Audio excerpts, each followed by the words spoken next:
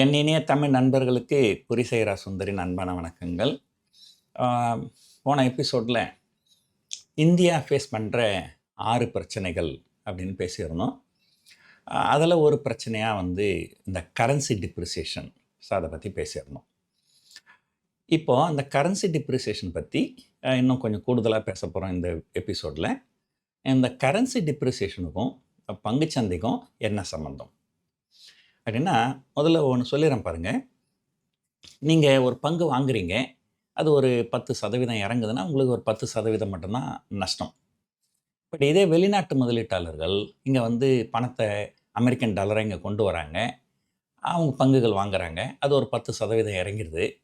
அப்புறம் அந்த கரன்சி ஒரு 10% இறங்கிடுது. நம்ம இந்திய ரூபாயோட மதிப்பு ஒரு 10% இறங்கிடுதுன்னா, அவங்க அந்த பங்கை இங்கே 10% நஷ்டத்துக்கு விற்றுட்டு அந்த பணத்தை திரும்ப அவங்க யூஎஸ் டாலராக மாற்றும்போது அதில் ஒரு 10% அடி வாங்கும். ஸோ நமக்கு 10% நஷ்டம்னா அவங்களுக்கு 20% நஷ்டமாகும். இதே பாசிட்டிவாகவும் சில நேரங்களில் நடக்கும். நம்ம ஒரு பங்குகள் வாங்குவோம், அது 10% ஏறும், நமக்கு 10% தான் லாபம். ஆனால் அவங்க என்ன பண்ணுவாங்க, அவங்க 10 10% வரும்போது நம்ம இந்திய ரூபாய் அப்ரிசியேஷன் ஆகிடுதுன்னு வச்சுங்களேன், ஒரு 10%. அப்போ அவங்களுக்கு 20% லாபம் ஆகிடும். ஸோ நமக்கு ஒரு பங்குனுடைய விலை ஏறுறது இறங்குறது மட்டும்தான் நம்மளை பாதிக்கும். ஒரு வெளிநாட்டு முதலீட்டாளர்கள் பொறுத்த வரைக்கும் பங்குகள் ஏறுறது இறங்குறது ஒரு பக்கம், இன்னொரு பக்கம் இந்திய ரூபாயோட மதிப்பு ஏறுறது இறங்குறது இன்னொரு பக்கம். ஸோ இப்போ கடந்த ஒரு வருஷத்தில் பார்த்திங்கன்னா பங்கு சந்தைகள் ஒரு 12-13% இறங்கி இருக்குது. ஆனால் இந்திய ரூபாயோட மதிப்பும் ஒரு 12-13% இறங்கி இருக்குதுன்னா, அப்போ வெளிநாட்டு முதலீட்டாளர்கள் கிட்டத்தட்ட 25% நஷ்டத்தில் உட்காந்துருக்குறாங்க கடந்த ஒரு வருஷத்துலேயே. ஸோ அதனால தான் இந்திய ரூபாயோட மதிப்பு நல்லா இருக்கணும். அப்போ தான் வெளிநாட்டு முதலீட்டாளர்கள் நம்பி நம்ம நாட்டுக்கு நிறைய வருவாங்க. வரும்போது நமக்கும் நிறைய அந்நிய செலவணி கிடைக்கும். பட் அதை விட்டுட்டு இந்திய ரூபாயோட மதிப்பு இறங்கிங்கன்னா போயிருந்தால் அவங்க இன்னும் பேனிக் ஆகி இன்னும் அதிகமாக செல் பண்ணுவாங்க. ஸோ ஆக்சுவலாக அதுதான் கடந்த ஒரு வருஷமாக நடந்துட்டுருக்குது. கடந்த ஒரு வருஷமாக வெளிநாட்டு முதலீட்டாளர்கள் பங்குகளை அதீதமான அளவுக்கு விற்கிறாங்க. கடந்த 2.5 வருஷத்தில் பார்த்திங்கன்னா கிட்டத்தட்ட ஒரு 8 லட்சம் 9 லட்சம் கோடி அப்படிங்கிற அளவுக்கு அவங்க பங்குகளை விற்றுருக்குறாங்க. சரி, இப்போ நம்ம என்ன பேச வரோன்னா, ஒரு கடந்த சில வாரங்களில் ரிசர்வ் பேங்க் சில மெஷர்ஸ் எடுத்துருக்குறாங்க. என்ன மெஷர்ஸ் எடுத்துருக்குறாங்கன்னா, இப்போது அதாவது வெளிநாட்டிலேருந்து பணத்தை இங்கே அனுப்பி யூஎஸ் டாலர்லேயே ஃபிக்ஸட் டெபாசிட் போடுவாங்க. அதுக்கு பேர் எஃப்சிஎன்ஆர் டெபாசிட் அப்படின்னு பேர். ஸோ இந்த ஃபாரின் கரன்சிலே டெபாசிட் பண்ணுறவங்களுக்கு வட்டி இந்திய ரூபாயில் நீங்கள் டெபாசிட் பண்ணிங்கன்னா எவ்வளோ வட்டி கொடுக்குறாங்களோ அந்தளவு வட்டி கொடுக்க மாட்டாங்க. ஏன்னு சொல்லிடுறேன் பாருங்கள். இப்போது நீங்கள் வங்கியில் வைப்பு நிதியில் பணம் வச்சிங்கனாக்கா ஒரு 7% வட்டி கொடுக்குறாங்க இந்தியாவில். பட் அதே ஒருத்தர் வெளிநாட்டிலேருந்து அமெரிக்கன் டாலரில் டெபாசிட் அனுப்புனாருன்னா, பேங்க்குக்கு இப்போ இந்த எஃப்ஐஐக்கு சொன்ன இல்லைங்களா, இந்திய ரூபாயோட மதிப்பு ஏறினா இறங்கினா எப்படி பாதிக்கும்ன்ட்டு, அதே போல் பேங்க்குக்கும் இப்போது நமக்கு 7% கொடுக்குறாங்க, வெளிநாட்டு முதலீட்டாளர்களும் 7% கொடுக்குறாங்கன்னு வச்சுப்போம். அப்போ நம்ம கரன்சி டிப்ரிசியேஷன் ஆகிடுச்சுன்னா அந்த நஷ்டத்துக்கு யாருக்கு தாங்கிறது? ஒருத்தர் $100 அனுப்புகிறாரு, ஒரு வருஷத்துக்கு கழிச்சு 7% வட்டின்னு ஒத்துக்கிறாங்க. அப்போ ஒரு வருஷம் கழிச்சு அவருக்கு $107 கொடுக்கணும். ஆனால் ஒரு $100 வரும்போது அது இந்திய ரூபாயை மாற்றி அந்த இந்திய ரூபாயை தான் இங்கே தொழிலதிபர்களுக்கு கடனாக கொடுப்பாங்க. அவங்களுக்கு பணம் இந்திய ரூபாயில் தான் வரும். ஒரு வருஷம் கழிச்சு $107 கொடுக்கும்போது அப்போ டாலரோட விலை அதிகமாச்சுனாக்கா இவங்க அதை விட அதிகமான கூடுதலாக கொடுக்க வேண்டி வரும். ஸோ அதனால் என்ன பண்ணுவாங்க, அந்த கரன்சியில் ஹெட்ஜிங் அப்படின்னு ஒரு கான்செப்ட் இருக்குது. அதாவது இன்றைக்கி யாராவது ஒரு பணம் அனுப்புகிறாங்க, ஒரு $100 அனுப்புகிறாங்கன்னா அந்த $100 உடனடியாக இந்திய ரூபாயை மாற்றிடுவாங்க. பட் கரன்சி டிப்ரிசியேஷன் ஆச்சுன்னா அதனால் வர நஷ்டம் வேறு யாரோ ஒருத்தர் ஏற்றுக்கணும். இப்போ எப்படின்னா, இப்போது நம்ம குடும்பம் நடத்துகிறோம், நமக்கு ஏதாவது ஒரு பிரச்சனைனா நம்ம குடும்பம் ரொம்ப கஷ்டப்படும். ஸோ நமக்கு ஏதாவது ஒரு பிரச்சனைனா நம்ம குடும்பம் நஷ்டப்படும், கஷ்டப்படும். அந்த கஷ்டத்தை வேறு யாரோ ஒருத்தர் ஏற்றுக்கணும். யார் ஏற்றுப்பாங்க? அதுதான் இந்த இன்சூரன்ஸ் கம்பெனிஸு. அதுக்காக நம்ம என்ன பண்ணுறோம், ஒரு இன்சூரன்ஸ் தொகை ஒன்று கொடுத்துட்றோம். ஸோ அதே போல் இந்திய ரூபாய் மதிப்பு இறங்கினால் நம்ம கூடுதலாக பணம் கொடுக்க வேண்டி வரும், நஷ்டம் வரும். அந்த நஷ்டத்தை வேறு யாரோ ஒருத்தர் ஏற்றுக்கணும். அதுக்காக ஒரு ப்ரீமியமாக இவங்க ஒரு காசு கொடுக்க வேண்டி வரும். அது ஒரு இப்போ கிட்டத்தட்ட ஒரு 2.5-3% வந்துடுது அது காசு. ஸோ அப்போ பேங்க்ஸ் பொறுத்த வரைக்கும் என்ன பண்ணுவாங்க, பணம் வந்து டாலரில் வந்த உடனடியே அந்த ஃபாரெக்ஸ் மார்க்கெட்டில் போயிட்டு அதை ஹெட்ஜ் பண்ணிவிடுவாங்க. அதாவது இதுக்கு மேலே நஷ்டம் வந்தால் அந்த நஷ்டம் வேறு யாருக்கோ போயிடும். அதுக்கு ஒரு 2.5% ப்ரீமியம் கொடுக்க வேண்டி வரும். அதை கொடுக்குறாங்கன்னா, இப்போ லோக்கலில் டெபாசிட்டர்ஸ்க்கு 7% கொடுக்குறாங்கன்னா, ஃபாரினில் வரவங்களுக்கு 7% கொடுக்க முடியாது. ஏன்னு சொன்னால் 2.5% அவங்க அந்த இன்சூரன்ஸுக்கு கொடுக்கணும். அதனால் நான் 7 மைனஸ் நான் 2.5 அந்த 4.5% தான் கொடுப்பாங்க. ஸோ இதுதான் நடைமுறையாக இருந்தது. இப்போ ரிசர்வ் பேங்க் என்ன சொல்லியிருக்கிறாங்க, நமக்கு நிறைய அந்நிய செலாவணி தேவைப்படுது. நம்ம இந்த மாதிரி குறைவான வட்டி கொடுத்தோம்னாக்கா நமக்கு வெளிநாட்டிலேருந்து நிறைய டெபாசிட்ஸ் வராது. அதனால் நாங்கள் என்ன பண்ணுறோம், ஒரு செப்டம்பர் மாதம் வரைக்கும் உங்களுக்கு எவ்வளோ டெபாசிட் கலெக்ட் பண்ண முடியுமோ பண்ணுங்கள். அதுக்கு அந்த ஹெட்ஜிங் காஸ்ட்டு, அதாவது நஷ்டமாச்சுன்னா அந்த நஷ்டத்தை இன்னொரு ஏற்றத்துக்காக நம்ம ஒரு இன்சூரன்ஸ் ப்ரீமியம் கொடுக்குறோம் இல்லையா, அது வந்து ஹெட்ஜிங் காஸ்ட்டுன்னு சொல்லுவாங்க. அந்த ஹெட்ஜிங் காஸ்ட்டை பேங்க்கு கொடுக்க வேண்டிய அவசியம் கிடையாது, அது ரிசர்வ் பேங்க் அதை கொடுத்துரும் அப்படின்னு சொல்லியிருக்கிறாங்க. ஸோ இதனால் இப்போ சில வங்கிகள்லாம் பார்த்திங்கன்னா வெளிநாட்டு டாலர் டெபாசிட்டுக்கே 7% வரைக்கும் வட்டி கொடுக்குறாங்க. நான் இங்கே படித்த கரூர் வைசா பேங்க்னு ஒரு பேங்க் இருக்குது, அதில் 7% வட்டி கொடுக்குறாங்க அப்படின்னு சொல்லிட்டு. நிறைய வங்கிகள் வந்து 6.5%, 6.25%, 7%லாம் வட்டி கொடுக்க ஆரம்பிக்கிறாங்க. ஸோ இதனால் வந்து நிறைய டெபாசிட் உள்ளே வரும். அப்போ நிறைய டெபாசிட் உள்ளே வரோன்னா நிறைய வெளிநாட்டு கரன்சி நம்ம நாட்டுக்கு வரும் அப்படின்னு எதிர்பார்க்குறாங்க. இன்னும் கேட்டிங்கன்னா சில வெளிநாட்டு வங்கிகள்லாம் என்ன பண்ணுவாங்க, இந்த வசதி வந்து ஒரு என்ஆர்ஐஸ்க்கு மட்டும்தான் இருக்குது. வெளிநாட்டு குடியுரிமை பெற்றவங்களுக்கோ அல்லது வெளிநாட்டு வங்கிகளுக்கோ இந்த வசதி கிடையாது. இப்போ ஒரு உதாரணத்துக்கு சொல்கிறேன், நான் ஒரு என்ஆர்ஐ, நான் ஒரு பேங்க்கில் அக்கௌண்ட் வச்சுக்கிறேன், சிட்டி பேங்க்கில் அக்கௌண்ட் வச்சுக்கிறேன். அந்த சிட்டி பேங்க் வந்து இந்த வசதியை பயன்படுத்தி அதிகமான வட்டிக்கு எப்படி போட முடியாது, ஆனால் நான் போட முடியும். அப்போ சிட்டி பேங்க் என்ன பண்ணுவாங்க, சார் உங்கள்கிட்ட ஒரு 1 மில்லியன் இருந்தால் கொடுங்க சார், நாங்கள் ஒரு 9 மில்லியன் கொடுக்குறோம், இந்த 10 மில்லியனை நீங்கள் டெபாசிட் பண்ணிக்கோங்க, உங்களுக்கு நிறைய வட்டி வரும், எங்களுக்கு கொஞ்சம் நாங்கள் கொடுத்த 9 மில்லியன் எங்களுக்கு கொஞ்சம் கம்மியாக வட்டி கொடுங்க. ஒரு உதாரணத்துக்கு சொல்கிறேன், இப்போ நமக்கு இங்கே வந்து ஒரு 7% கிடைக்குதுன்னு வச்சுங்களேன். அவங்க என்ன பண்ணுறாங்க, சிட்டி பேங்க்கில் எனக்கு 6% இன்ட்ரெஸ்ட்டுக்கு எனக்கு லோன் கொடுக்குறாங்க அப்படின்னு வச்சுப்போம். ஸோ அவங்க 9 மில்லியன் கொடுத்தாங்கன்னா 9 மில்லியனுக்கு நான் 6% பே பண்ணோம். ஸோ 9 54%. ஆனால் எனக்கு இங்கே 10 மில்லியனுக்கு 7% கிடைக்கும். ஸோ அப்போ எனக்கு 70% கிடைக்கும்.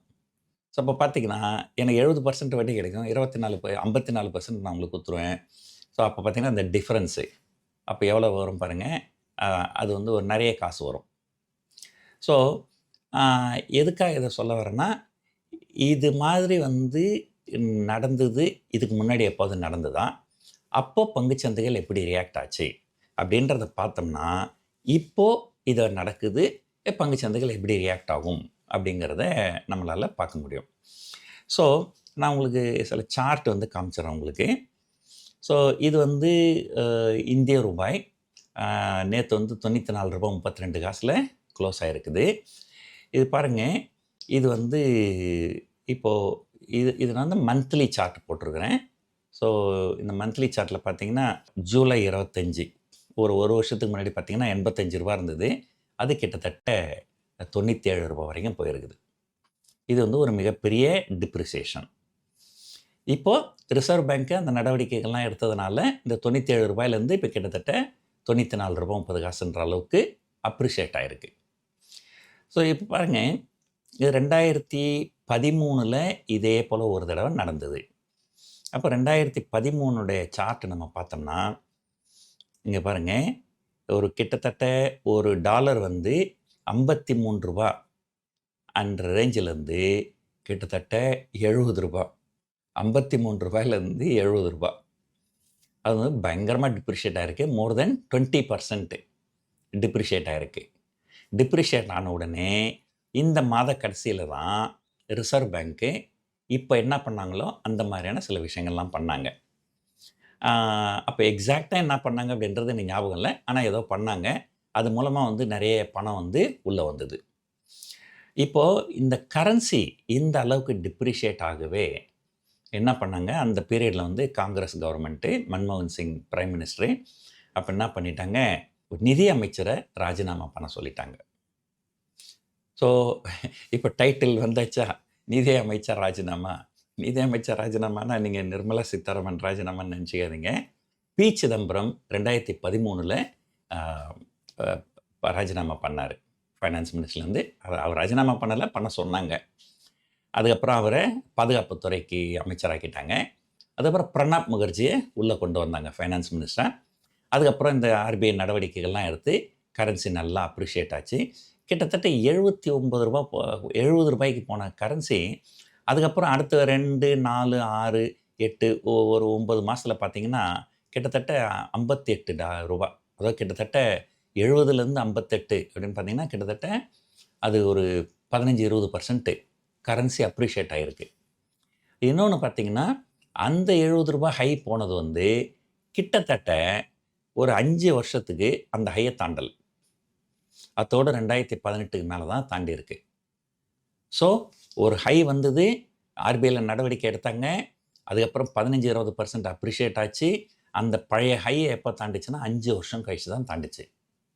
இப்போது அதே லாஜிக் இப்போ வச்சுக்கணும்னா, இப்போ ஆர்பிஐ சில நடவடிக்கைகள் எடுத்துருக்குறாங்க. இது மூலமாக வந்து ஒரு $50 பில்லியன் பணம் உள்ளே வரும்னு சொல்கிறாங்க. இந்த $50 பில்லியன் பணம் உள்ளே வந்ததுனால் கிட்டத்தட்ட ஒரு அடுத்த ஓராண்டு காலத்தில் ஒரு குறைஞ்சபட்சம் ஒரு 10% இந்திய ரூபாய் மதிப்பு கூடுவதற்கு வாய்ப்பு இருக்குது. ஒரு அடுத்த 5 ஆண்டு காலத்துக்கு அந்த பழைய ஹையான $97 போகாமல் இருப்பதற்கு வாய்ப்புகள் நிறைய இருக்குது. ஸோ இதுதான் வந்து இந்த ஹிஸ்ட்ரி. சரி, இப்போ நீங்கள் பங்குச்சந்தைக்கு வந்துடுவோம். ஸோ இந்த பங்குச்சந்தைகள் பார்த்திங்கனாக்கா அதே 2013 பார்த்திங்கன்னா பங்குச்சந்தைகள் தொடர்ந்து இறங்கியிருக்கு. ஸோ எந்த அளவுக்கு இறங்கியிருக்கு அப்படின்னு பார்த்தீங்கன்னாக்கா, ஸோ இது பார்த்திங்கன்னா இந்த ஹை வந்து கிட்டத்தட்ட 6000. ஸோ அங்கேருந்து இந்த லோ பார்த்திங்கன்னா கிட்டத்தட்ட 5200. ஸோ 6000லேருந்து 5200 அது பர்சன்டேஜில் போட்டு பார்த்திங்கன்னா ஒரு கிட்டத்தட்ட 15-20% 3 மாதத்தில் இறங்குச்சு.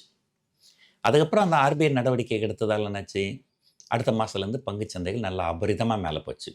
அடுத்த 2 மாதத்தில் பாருங்கள் பங்குச்சந்தைகள் எங்கே போயிருக்கு பாருங்கள். இந்த பழைய ஹையை தாண்டி இந்த பழைய ஹை வந்து கிட்டத்தட்ட 6000, அதை தாண்டி 6200 அப்படிங்கிற அளவுக்கு போயிருக்குது. அதுக்கப்புறமும் பார்த்திங்கன்னா அடுத்த பல மாதங்களில் பங்குச்சந்தைகள் தொடர்ந்து ஏற்றமாக தான் இருந்தது. ஸோ இப்போது இந்த இது வச்சு பார்க்கும்போது என்னென்னா 2013 டேப்பர் டேண்டர்னு ஒரு பிரச்சனை வந்தது. 2026 ஈரான் வார்ன்ற ஒரு பிரச்சனை வந்தது. அப்போ இந்திய ரூபாய் 15-20% வரைக்கும் டிப்ரிஷியேட் ஆச்சு. இப்போவும் 15%, 20% டிப்ரிஷியேட் ஆச்சு. அப்போவும் ஆர்பிஐ உள்ளே வந்து புதுசாக டாலரை கொண்டு வர்றதுக்கு முயற்சிகள் எடுத்தாங்க. இப்போவும் அதே முயற்சிகளை எடுத்துருக்குறாங்க. அப்போ வந்து பங்குச்சந்தைகள் ஒரு பாட்டம் அவுட் ஆகிட்டு அடுத்த சில மாதங்களில் பங்குகள் தொடர்ந்து மேலே ஏறிச்சு. அப்பவும் ஒரு 15-20% இறங்கிட்டு அதுக்கப்புறம் தான் ஏறிச்சு. இப்போவும் பார்த்திங்கன்னா ஜனவரி மாதம் 26,400 அங்கேருந்து கிட்டத்தட்ட 22,200, அது ஒரு 15-20% இறங்கிட்டு இப்போ கொஞ்சம் ஏற ஆரம்பிச்சிருக்குது. அப்போ இல்லாத சில கூடுதல் ப்ளஸ் பாயிண்ட்டும் இப்போ இருக்குது, கூடுதல் மைனஸ் பாயிண்ட்டும் இருக்குது. கூடுதல் ப்ளஸ் பாயிண்ட் என்னென்னு பார்த்தீங்கன்னா, இப்போ க்ரூட் ஆயில் விலை வந்து ரொம்ப இறங்கின்னு வருது. ஸோ அப்போ வந்து க்ரூட் ஆயில்லாம் வந்து பெருசாக இறங்கின மாதிரி எனக்கு ஞாபகம் இல்லை. ஸோ அப்போ என்னாகும், இந்த ஹிஸ்ட்ரி 2013 நடந்தது அப்படியே 2026 நடக்குது. இப்போ கரன்சி டிப்ரிஷியேட் ஆகுது, பங்குச்சந்தைகள் இறங்குது, வெளிநாட்டு முதலீட்டாளர் விற்கிறாங்க, ஆர்பிஐ ஒரு ஆக்ஷன் எடுக்கிறாங்க, நிறைய பணம் உள்ளே வருது. நிறைய பணம் உள்ளே வந்தோடனே இந்திய ரூபாய் அப்ரிஷியேட் ஆகுது. இந்திய ரூபாய் அப்ரிஷியேட் ஆன உடனே பங்குச்சந்தைகள் மேலே போகுது. ஸோ இப்போ ஏறக்குறைய அதே தான். பட் அதே அளவு 1:1 நடக்குமான்னு கேட்டிங்கன்னா சொல்ல முடியாது. ஏன்னா அப்போ நான் சொன்ன மாதிரி வெளிநாட்டு முதலீட்டாளர்கள்லாம் இந்த அளவுக்கு பங்குகளை அவங்க விற்கலை. இப்போது அளவுக்கு அதிகமாக விற்கிறாங்க. அப்போ வந்து இருந்த அரசாங்கம் வந்து ஓரளவுக்கு பங்குச்சந்தை ஃப்ரெண்ட்லியான ஒரு கட்சி அப்படின்னு சொல்லலாம். ஏன்னா இந்த பிஜேபி அரசாங்கம் வந்ததுக்கப்புறம் left, right and centre short term capital gain tax increase, long term capital gain tax increase, dividend tax, STD இன்க்ரீஸ்ன்ட்டு கண்டமேனிக்கு டேக்ஸ் போட்டு விட்டாங்க. ஸோ அதனால் அப்போ இருந்த கட்சி வேறு, இப்போ இருக்கிற கட்சி வேறு. அப்போ இருக்கிற கட்சியினுடைய லைக் பங்குச்சந்தை தொடர்பான கொள்கைகள் வேறவாக இருந்தது, இப்போ இது வேறவாக இருக்குது. ஸோ அது மாதிரி சில வித்தியாசங்கள் இருக்குது. பட் இருந்தாலும் ஓரளவுக்கு அப்போ என்ன நடந்ததோ அந்த மாதிரி இப்போ நடக்கிறதுக்கு வாய்ப்புகள் நிறைய இருக்குது. ஸோ இப்போ இதில் நம்ம பார்க்க வேண்டியது என்னென்னா, வெளிநாட்டு முதலீட்டாளர்கள் அவங்க மனசை மாற்றிக்கின்னு இல்லை கண்டிப்பாக நம்ம இந்திய ரூபா அப்ரிஷியேட் ஆகும், நம்ம எதிர்காலத்தில் லாபம் இருக்கும் அப்படின்னு பங்குகளை தொடர்ந்து வாங்குறாங்களா அப்படின்றத பார்க்கணும். இன்னொரு முக்கியமான வித்தியாசம் அப்போதைக்கு இப்போதைக்கும் சொல்லியிருப்பாருங்க. அப்போ உலகம் முழுக்க பங்குச்சந்தைகள் இறங்குச்சு, நம்ம பங்குச்சந்தை இறங்குச்சு. ஆர்பிஐயில் அந்த மெஷர் பண்ண உடனே மார்க்கெட் மேலே போச்சு.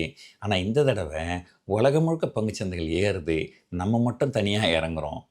ஸோ அதனால் என்னென்னா, இது இந்த ஈரான் பிரச்சனையை தாண்டி உள்நாட்டில் ஏதோ பிரச்சனைகள்லாம் இருக்குது அப்படின்னு நினைக்கிறாங்க மக்கள். ஸோ இதுக்கு உள்நாட்டில் இவங்க மத்திய அரசாங்கம் ஏதாவது செய்வாங்களா? எனக்கு தெரிஞ்ச குறைஞ்சபட்சம் அவங்க அந்த எஸ்டிடி எல்லாம் கொஞ்சம் குறைச்சாங்கன்னா நல்லாயிருக்கும். அப்போ தான் வந்து ஏதோ ஓரளவு கொஞ்சம் வால்யூம் அதிகமாகும். ஸோ ட்ரேடர்ஸ்க்கு இப்போ ஆர்பிட்ரேஜ் ஃபண்டுன்னு இருக்குது. அதெல்லாம் என்ன பண்ணுவாங்க, கேஷ் மார்க்கெட்டில் வாங்குவாங்க, ஃபியூச்சர் மார்க்கெட்டில் விற்பாங்க. இந்த எஸ்டிடி, ஸ்டாம்ப் டியூட்டிலாம் ரொம்ப அதிகமாக இருந்ததுன்னா அவங்களுக்கு பெருசாக லாபம் வராது. ஸோ அந்த மாதிரி நிறைய பிரச்சனைகள் வந்து இங்கே இருக்குது. நிறைய பேர் என்ன நினைக்கிறாங்க, எஃப்என்டோன்னு சொன்னாலே அது வந்து ஒரு ஸ்பெக்குலேஷன் அப்படின்னு நினைக்கிறாங்க. பட் அது உண்மை கிடையாது. அதில் நிறைய பேர் வந்து ஆர்பிட்ரேஜஸ் இருக்காங்க, ஹெட்ஜஸ் இருக்காங்க. ஸோ எஃப்என்டோன்னு சொன்னாலே ஸ்பெக்குலேட்டர்ஸ், ஆர்பிட்ரேஜஸ் அண்ட் ஹெட்ஜர்ஸ் 3 வகையான மக்கள் இருப்பாங்க. அந்த 3 வகையான மக்களுமே பங்குச்சந்தைக்கு நல்லா இயங்குறதுக்கு ஒரு உறுதுணையாக இருக்கிறவங்க தான். அதனால் கண்டிப்பாக வந்து பங்குச்சந்தை இன்னும் வந்து ஒரு ஏதோ சிகரெட்டை பார்க்குற மாதிரி, ஒரு லிக்கர் பார்க்குற மாதிரி இதை பார்த்தாங்கன்னா பிரச்சனை வந்து அவ்வளோ லேஸில் தீராது. ஸோ ஒட்டு மொத்தத்தில் நான் என்ன சொல்ல வரேன்னா, ரிசர்வ் பேங்க் பொறுத்த வரைக்கும் 2013 என்ன பண்ணாங்களோ அதை பண்ணிட்டாங்க. ஆனால் அரசாங்கம் பொறுத்த வரைக்கும் இன்னும் கொஞ்சம் கூடுதலாக செய்யணும். ஏதாவது செஞ்சாங்கனால் இந்த மார்க்கெட் வந்து சென்டிமெண்ட் ரிவைவ் ஆகி திரும்ப ஒரு நிஃப்டி ஒரு 26,000 அப்படிங்கிற அளவுக்கு போகிறதுக்கு இந்த வருஷ கடைசிக்குள்ளாரவே வாய்ப்புகள் நிறைய இருக்குது. ஸோ பார்ப்போம் என்ன பண்ண போகிறாங்க அப்படின்னு சொல்லிட்டு. ஸோ இந்த கடந்த எபிசோட்லேயும் இந்த எபிசோட்லேயும் என்னென்ன பிரச்சனைகள் இருக்குது அப்படின்னா, அதில் ஒரு பிரச்சனை பற்றியே பேச போகிறோன்னு சொல்லியிருந்தேன். அதில் இந்த கரன்சி டிப்ரிசியேஷன் பற்றி நல்ல விவரமாக பேசிட்டோம் இன்றைக்கி. அடுத்த எபிசோடில் க்ரூட் ஆயிலு, அப்புறம் அந்த மற்ற 6 விஷயங்கள் சொன்னோம் இல்லையா, ஒன்றத்தை பற்றியே நம்ம பேசுவோம். இந்த வீடியோ உங்களுக்கு ரொம்ப பிடிச்சிருக்கும்னு நினைக்கிறேன். இவ்வளோ நேரம் பொறுமையாக பார்த்ததுக்கு நன்றி. வணக்கம்.